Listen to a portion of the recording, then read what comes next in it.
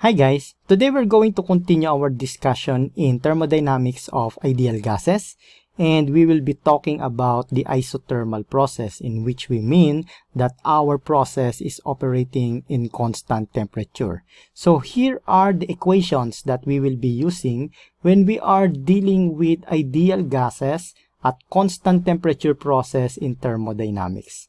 And in order to apply itong mga natututunan natin sa ating lecture, we are going to solve two problems. So here is the first problem, in which we need to calculate for heat, work, delta U, and delta H, applying the equations that we learned for isothermal process. And then similarly dito sa ating problem number 2, we will be solving for the non-flow work in different conditions. So we will be applying yung mga natutunan natin or yung mga equations na ibinigay natin dito sa ating lecture video, okay? But now we will not be delaying much dito sa ating introduction. Let us now jump to our discussion. Alright, when we say isothermal process, we basically mean that our process is operating under constant temperature process. Okay, so therefore we have here a constant temperature process. So our temperature is constant. And we know from our general chemistry course that for ideal gas behaving under constant temperature process, we are applying Boyle's law, which states that the initial pressure times the initial volume is equal to the final pressure times the final volume. So this ideal gas law still applies in our topic for thermodynamics of ideal gases operating in isothermal process. And then we learned from our previous lectures about enthalpy that in order to get delta H, we are using our equation in Cp T2 minus T1, right? But since our temperature is constant, which means T1 is equal to T2, so this will be equal to 0, right? So therefore, our enthalpy is equal to 0 at isothermal process. Similarly, for internal energy, since we are operating under constant temperature process, so there will be no significant changes in our potential and kinetic energy. So therefore, our internal energy, delta U, will also be equal to 0 at constant temperature process or isothermal process. Alright, and now about work, let us talk about a non-flow work. Okay, so we learned previously that we have W is equal to negative P dV. Okay, but we also know from our ideal gas equation that PV is equal to nRT. Right? So therefore, we could get P as nRT over V. Okay, so I'm going to substitute this value of P dito sa ating equation here. So I will have W is equal to the negative integral of P. Our P is nRT, then dV over V. Now, this is from V1 to V2. And remember that our temperature is constant. So, therefore, we could take all of this out. So, I will have W is equal to negative nRT integral of V1 to V2 dV over V. Okay, so therefore, I will have W is equal to negative nRT ln V, okay, from V1 to V2. So therefore, our W here, let me write that here para may space tayo. W is equal to negative nRT ln V2 over V1. Okay, but we could also remove the negative sign, okay, by putting it in the exponent of our V2 over V1 here. So it will be W is equal to nRT ln V2 over V1 to the negative 1. So therefore, our W is equal to nRT, okay, ln V1 over V2.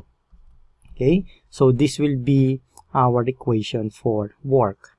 But we can also express this as a function of pressure, because we will be applying Boyle's law. So we have the relationship here, V1 over V2. We could actually replace that here because V1 over V2 using Boyle's law will be equal to P2 over V1. So substituting that here, so that means we could also express this in form of, or a function of pressure, which will be nRT ln P2 over P1.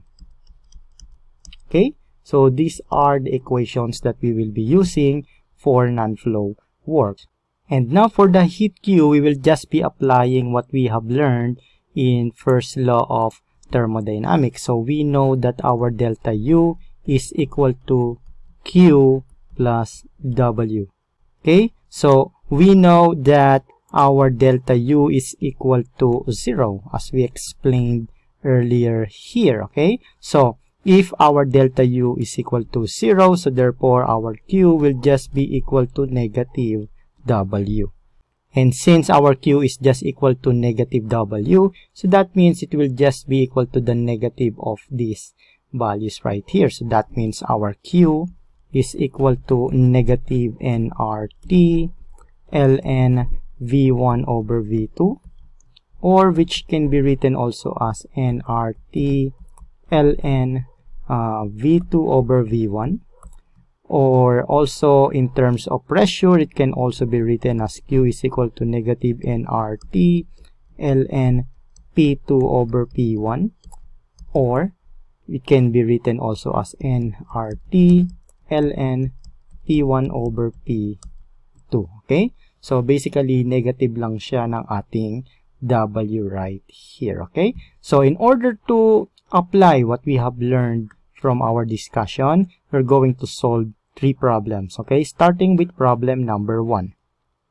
So in problem number 1, we have 3 moles of an ideal gas, which Cp is equal to 7 over 2R, and it is allowed to expand isothermally at 25 degrees Celsius from 15 liters to 30 liters. So we need to calculate Q, W, delta U, and delta H. So let us write our given values first. So we have our N, which is equal to 3 moles. Okay, our Cp, which is equal to 7 over 2R. Our temperature, which is equal to 25 degrees Celsius. So we're going to convert that to Kelvin. So plus 273.15. So therefore we have 298.15 Kelvin. And then our initial volume, which is 15 liters, and our final volume, which is equal to 30 liters. Okay, so we need to calculate for heat, work, delta U, and delta H. But since we know that we have an isothermal process, so immediately we know that our delta H is equal to 0. Okay, so we already solved our first requirement. And similarly, we know also that in isothermal process, our delta U will also be equal to 0. Okay, so we already solved 2 of our requirements, diba? So now we need to get W. So this is a non-flow process, so we know that our W is equal to nRT ln V1 over V2, since given naman yung ating initial and final volume, right? So let us calculate this. Our W is equal to our N, which is 3 moles.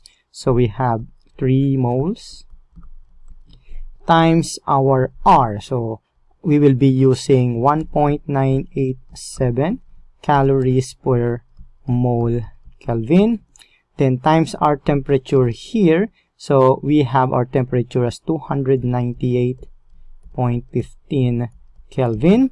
Then multiplied to the ln of V1 over V2, which is 15 liters over 30 liters. So let us check our units now. So our moles will be cancelled out, our temperature will be cancelled out, and our liters will be cancelled out. So now we could calculate for W, in which at the end we will have in unit calories. Okay, so let us use our calculator again. So we have 3 times 1.987, then times 298.15, then times the ln of our volume, which is 15, divided by, I'm sorry, I have to remove that parenthesis, 15 divided by 30.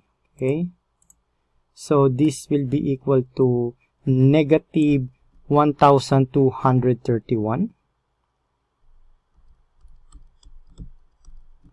Okay, so is that correct? 1231.9. So let's say this is 1232. Okay, so let us write this as 232, rounding it off. So this is in unit calories. Okay, so this will be our answer for work.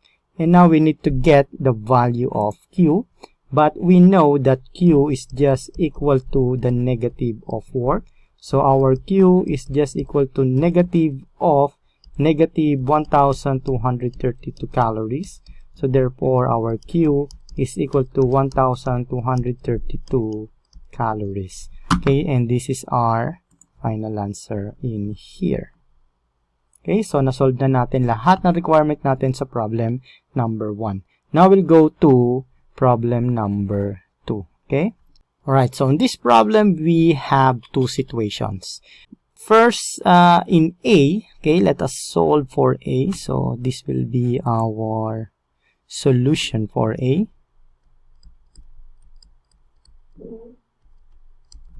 Okay, so let us check. Ano bang meron tayo dito? You need to find work done by 1 kilogram of hydrogen. So we have M, which is equal to 1 kilogram.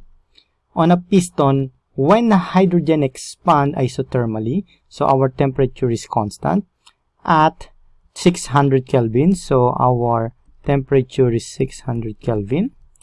From 98.1 Newton per centimeter squared, so our pressure 1 is equal to 98.1 Newton per centimeter squared to 981 Newton per centimeter squared. So we have our pressure 2, which is 981 Newton per centimeter squared. Alright, so we need to find the work done. Okay, and we have pressure here, so we're going to use our equation before in getting the work, but this time we're going to use our equation in which it is expressed as a function of pressure. Okay, so this one. Okay, so this is expressed as a function of pressure. So therefore, we will be using this formula. Our W is equal to nRT ln P2 over P1. Okay, so do we have everything that we need in here? Yes, no?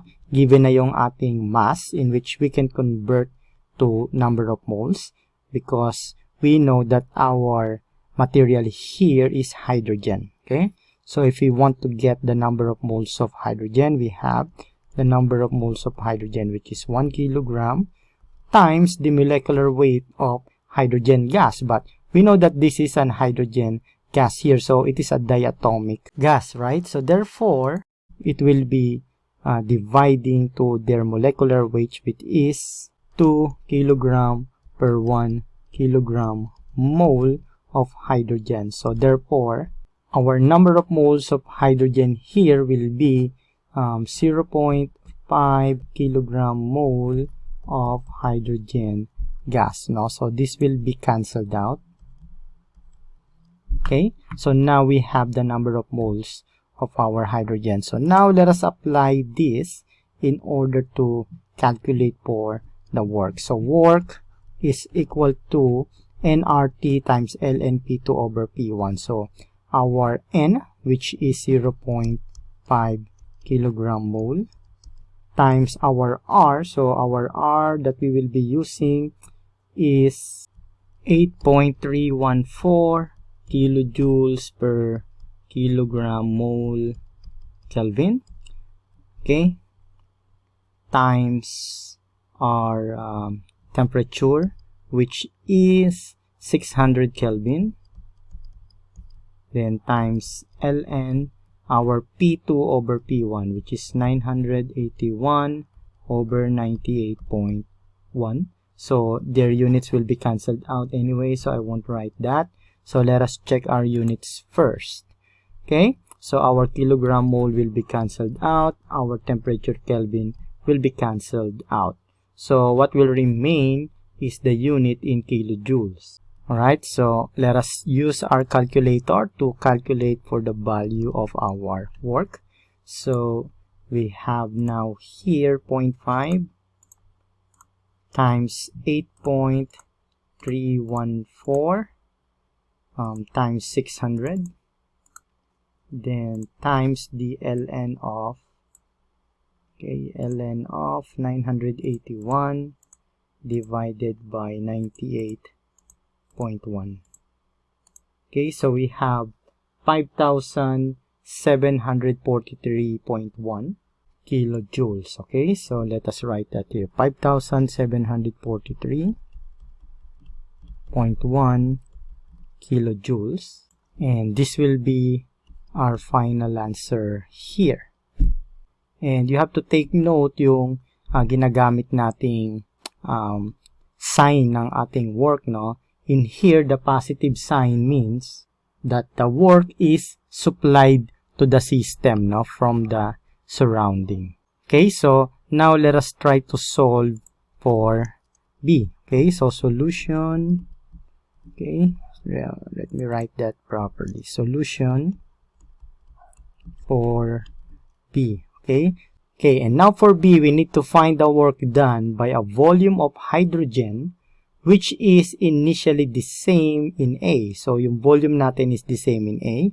When it expands isothermally at 330 Kelvin, okay, so our temperature is now 330, hindi na 600 Kelvin, through the same pressure range. So pareho pa rin yung ating pressure, no? So ang naiba na lang sa atin is yung temperature natin, which is now 330 Kelvin.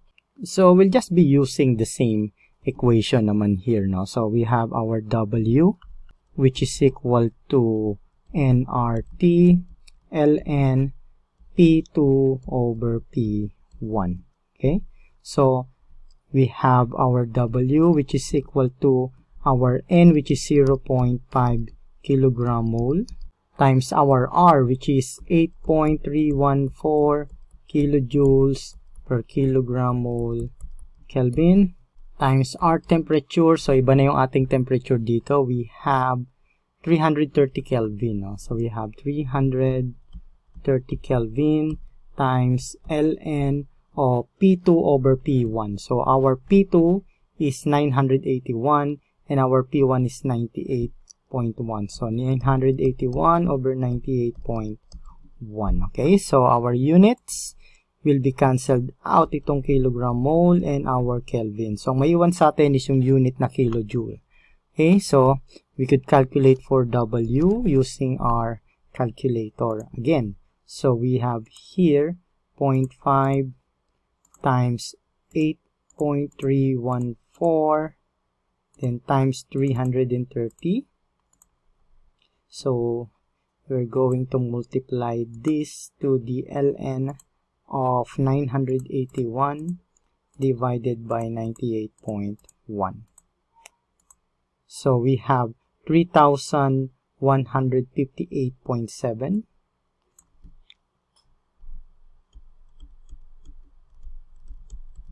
kilojoules. Okay, so this is our final answer in here, and the positive sign here indicates that the work is supplied to the system, no, coming from the surroundings. So okay, so I hope you learned from this lecture video about isothermal process for the thermodynamics of ideal gases. So this is all for now. Thank you very much and have a nice day. To watch more of our lecture videos about engineering and STEM subjects, please subscribe to our YouTube channel and click on the notification bell para lagi kayong updated sa mga videos na i-upload namin. We are regularly uploading tutorial videos in engineering, mathematics, chemistry, physics, at iba pang subject na magagamit ninyo sa inyong pagre-review. So, thank you very much sa patuloy ninyong pagsuporta sa enginerds.org.